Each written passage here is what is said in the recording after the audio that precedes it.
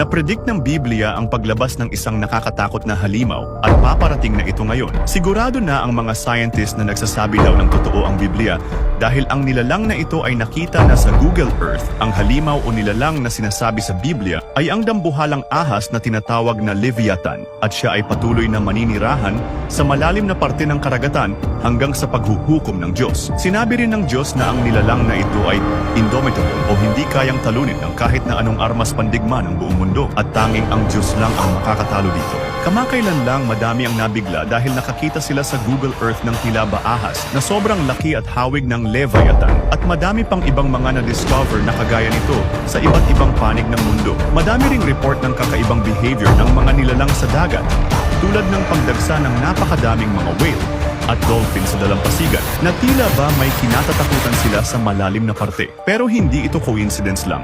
Ang Biblia ay nabanggit na ang pangyayari na ito matagal na panahon na ang nakalipas at ito daw ay warning mismo ng Diyos sa paparating na paghuhukom.